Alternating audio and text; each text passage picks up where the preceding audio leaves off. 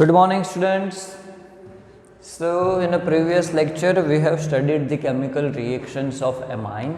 In that, we have studied the reaction with nitrous acid and reaction with benzene sulfonyl chloride. It is a very important reaction because it is used to identify and separate the primary, secondary and tertiary amine. The reaction with benzene sulfonyl chloride. And nowadays benzene sulfonyl chloride is not used, but para-toluene sulfonyl chloride is used as a reagent. And always remember that benzene sulfonyl chloride is a Hinsberg reagent. Hinsberg reagent ये question MCQ में पूछ सकते हैं. Okay, so next reaction is electrophilic substitution reaction. Electrophilic substitution reaction.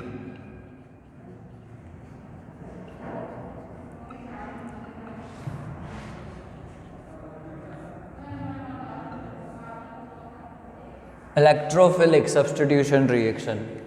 So we all know that nitration, sulfonation, bromination, alkylation, acetylation, chlorination are known as electrophilic substitution reaction. So in that, first of all, we will study bromination.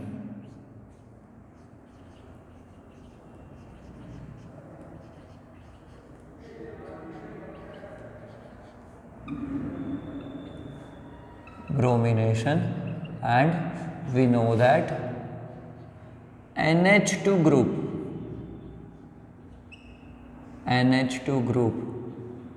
is a ortho and para directing group, electron donor group and ortho and para directing group, and mine is a electron donating group. It shows plus R resonance effect, positive R effect, and is a electron donating group, so it becomes ortho and para directing group. And for bromination, we will use Br2 water.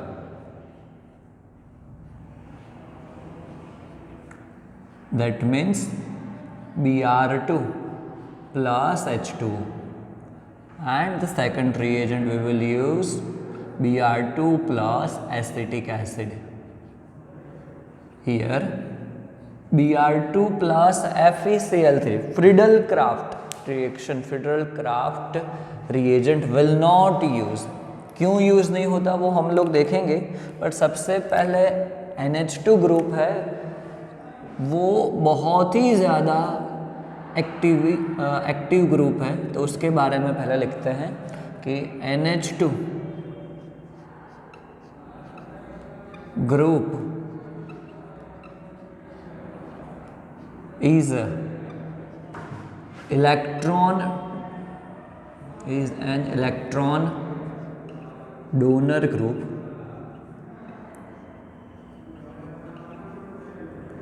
and it activates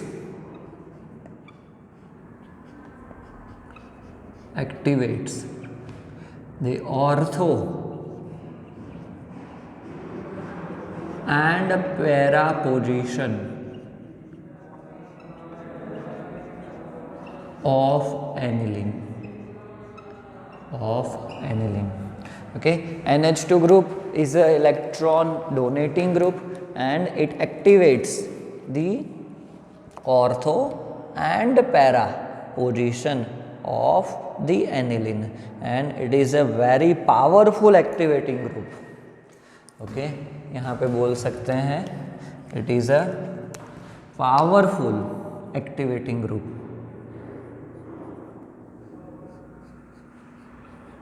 NH2 is a very powerful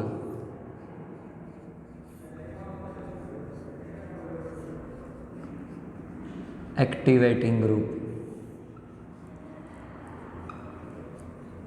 So what will happen if we do bromination reaction of aniline?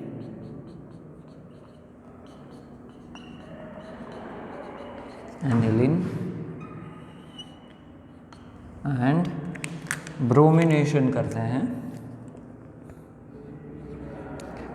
Br2 plus H2, 3 bromine लेंगे minus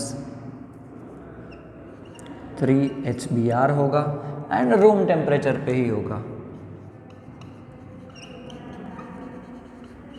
room temperature पे. सो we will get fully substituted product. Both the ortho positions have bromine and para position has bromine. So we will get 2,4,6 tribromo aniline. Okay, तो इस तरीके से bromination होगा. But question ऐसा नहीं पूछा जाता. क्वेश्चन पूछा जाता है, इसका एक बहुत ही इंपॉर्टेंट क्वेश्चन बोर्ड एग्जाम में भी पूछा गया है. एंड क्वेश्चन ये था, कन्वर्जन था aniline to para bromo aniline, only para bromo aniline,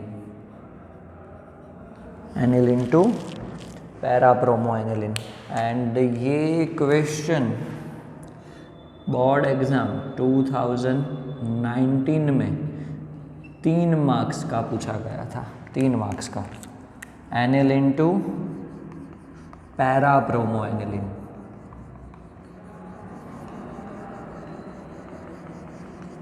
okay, and इसके अंदर एक और इम्पॉर्टेंट नोट थी,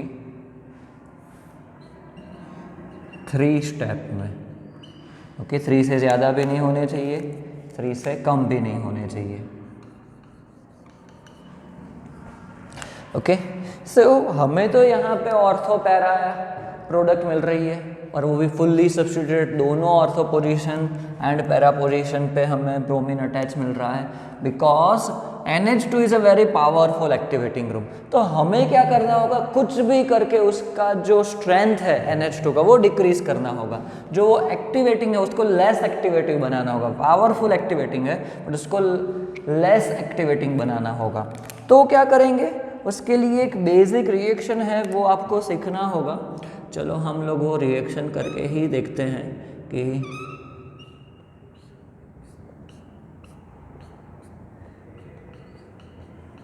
NH2 है एनिलीन. हम लोग डायरेक्टली ब्रोमिनेशन नहीं करेंगे, डायरेक्टली ब्रोमिनेशन नहीं करेंगे. हम लोग क्या करते हैं, पहले NH2 को लेस एक्टिवेट बनाने के लिए उसका एसाइलेशन कर लेते हैं. सो एसिटिक एनहाइड्राइड के साथ भी रिएक्शन कर सकते हो and you can do with acid chloride. Okay, so what will happen, we will get acetanilide, we will get acetanilide, NHCOCH3, acetanilide, and NHCOCH3 group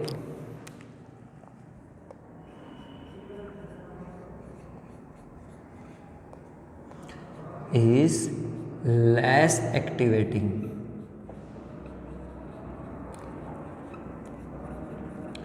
than amine, and due to large size क्या होगा कि NHCOCH3 large size होने की वजह से आपको ortho पे product मिलेगी ही नहीं.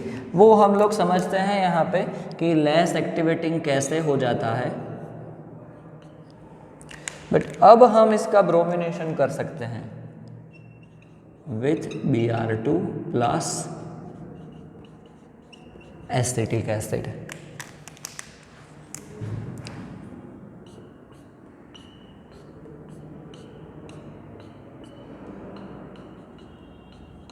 तो NHCOCH3 and you will get only para product, para bromo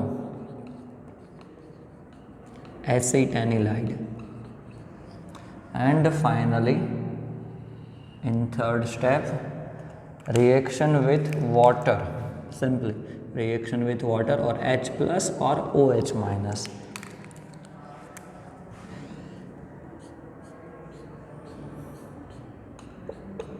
तो NH2 में वो कन्वर्ट हो जाएगा and Br, so para bromo aniline in 3 step. Okay, minus क्या होगा CH3COOH एसिटिक एसिड. तो ये एक पूरा कन्वर्जन हो गया first, second and third 3 step के अंदर. और क्वेश्चन ऐसा पूछा जाता है एनिलीन टू पैराब्रोमो एनिलीन. अब लेस एक्टिवेटिंग एमाइड ग्रुप कैसे है वो देखते हैं हम लोग कि ऐसा क्यों होता है. चलो, अगर यहाँ पे लिखते हैं NH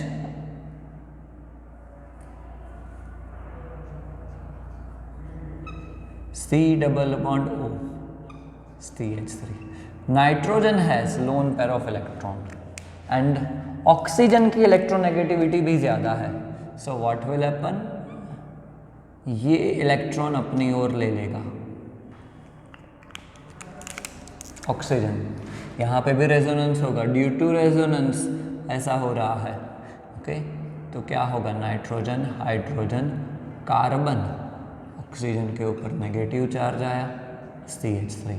अब क्या होगा कि कार्बन का एक बॉन्ड कम हो गया, तो उसको बैलेंस करने के लिए नाइट्रोजन अपने लोन पेयर ऑफ इलेक्ट्रॉन से बॉन्ड बनाएगा कार्बन के साथ. तो नाइट्रोजन के ऊपर पॉजिटिव चार्ज आएगा. तो ये क्या हुआ, resonance. So due to resonance जितने इलेक्ट्रॉन बेंजीन रिंग के अंदर जाने चाहिए वो नहीं जाएंगे, तो उसकी वजह से वो लेस एक्टिवेटिंग हो जाएगा. ओके, ये रीज़न है जो आपको याद रखना है. ब्रोमिनेशन आपका यहाँ पे ख़त्म हुआ. चलो नेक्स्ट क्वेश्चन देखते हैं जो है उसके अंदर नाइट्रेशन.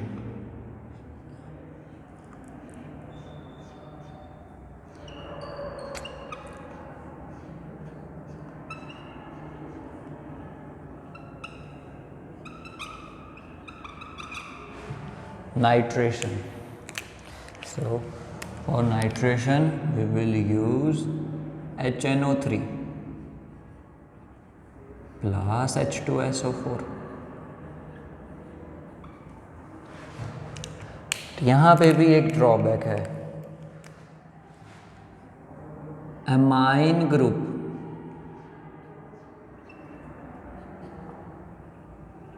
जो भी यहाँ पे एरोमेटिक के साथ अटैच्ड है एंड अगर उसके साथ एसिड आ जाता है तो वो एसिड में से प्रोटॉन खींच लेता है. दैट मीन वो प्रोटॉन एक्सेप्टर है, लुईस बेस है. And H2SO4 is an acid and acid can donate H plus. So what will happen? It forms ammonium ion NH3 plus हो जाएगा एंड HSO4 माइनस बन जाता है. अब ये जो है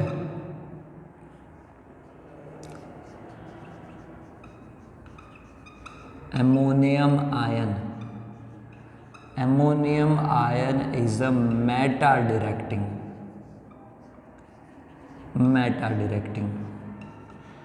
ammonium ion is a Meta directing. And इसकी वजह से क्या होता है कि हमें ऑर्थो पैरा तो मिलता ही है बट मेटा प्रोडक्ट भी मिलेगा, क्योंकि एसिड है, HNO3 भी एसिड है, H2SO4 भी एसिड है, दोनों एसिड है, प्रोटॉन डोनर है. सो नाइट्रोजन अपने आप को रोक नहीं पाएगा प्रोटॉन लेने से, तो हमें मेटा प्रोडक्ट भी मिलता है. तो करके ही देखते हैं कि क्या होता है.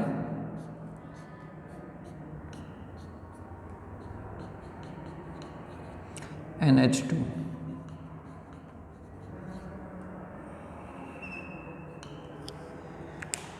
Nitration HNO3 plus H2SO4 at 288 Kelvin temperature.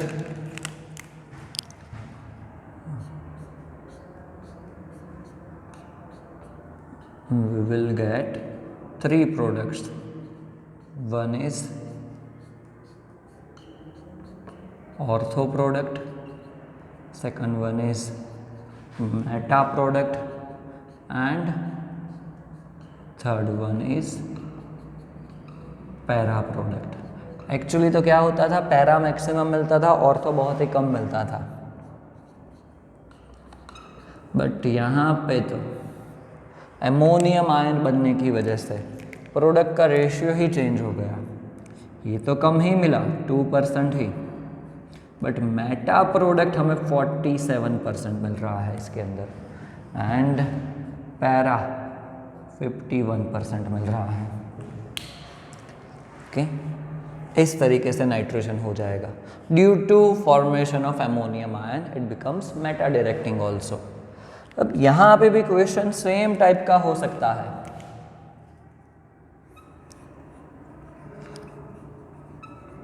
Aniline to para nitro.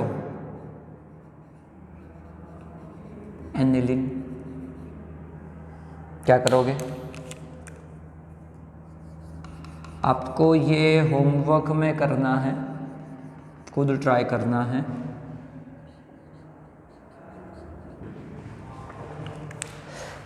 First step तो सेम ही आएगा, थर्ड स्टेप भी सेम होगा, सिर्फ सेकंड स्टेप चेंज होगा.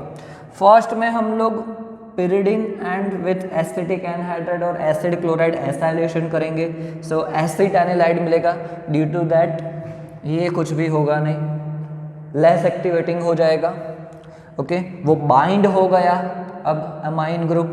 अब उसका क्या करेंगे? नाइट्रेशन करेंगे. सेकंड स्टेप में क्या हो जाएगा? Nitration with HNO3 H2SO4. तो सिर्फ और सिर्फ आपको पैरा पोजीशन पे नाइट्रो मिलेगा, para nitro acetanilide. And third step is also common, reaction with water और H प्लस और OH minus. So it will give you para nitro aniline. Para nitro aniline simple reaction है, कोई भी mistake नहीं होनी चाहिए. जैसे हमने फर्स्ट रिएक्शन किया है वैसे ही सेकंड रिएक्शन होगा, कोई उसके अंदर चेंज नहीं है. Okay, now we will see last electrophilic substitution reaction, and वो है सल्फोनेशन.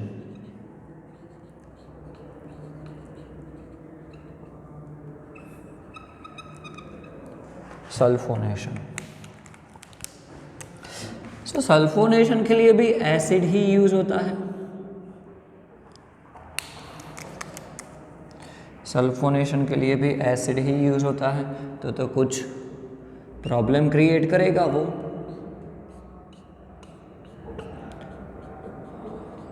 NH2 एनिलीन की रिएक्शन करते हैं किसके साथ? H2SO4 के साथ. तो यहाँ पे जो हुआ है वैसा ही होगा, कोई चेंज नहीं होगा.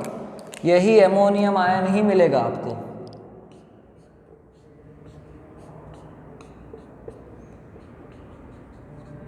NH3 प्लस हो जाएगा एंड HSO4 माइनस हो जाएगा. ओके, अब क्या होगा? अब हमें तो SO3H ग्रुप चाहिए था, बट मिल गया हमें ऐसा कुछ. तो क्या करेंगे? तो इसका एक सिंपल सॉल्यूशन है कि इसको अनस्टेबल करना होगा हमें. अनस्टेबल कैसे कर सकते हैं? थोड़ा सा हीट करके. हीट देंगे, टेम्परेचर इंक्रीज करेंगे तो वो एनर्जी गेन करेगा. एनर्जी गेन करेगा तो अनस्टेबल होगा, तो कुछ स्टेबल प्रोडक्ट बनाएगा. तो क्या करेंगे हम लोग? इसको हीट करेंगे at 453 to 473 kelvin temperature. What will happen? वो अनस्टेबल हो जाएगा and to become stable rearrangement होगा. एंड रीअरेंजमेंट में वो क्या करता है? वो पैरा पे बना देता है SO3H. तो प्रोडक्ट का नाम क्या हो जाएगा? Sulphanilic acid. Sulphanilic acid. Okay, और the IUPAC name is para amino benzene sulphonic acid, para amino benzene sulphonic acid. अब यहाँ पे भी जो NH2 है ना वो सीधा नहीं बैठेगा, NH2 यहाँ पे भी सीधा नहीं बैठता, उसको प्रोटॉन कहीं से भी मिले वो लेने की कोशिश करता है, बराबर। तो क्या होगा,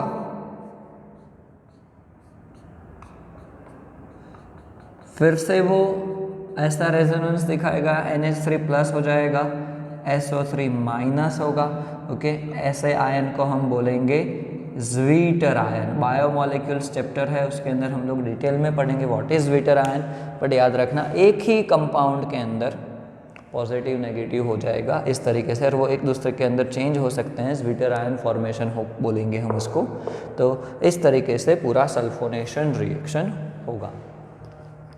Now the next reaction is alkylation and acetylation।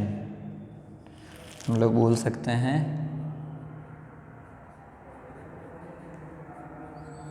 alkylation and acetylation।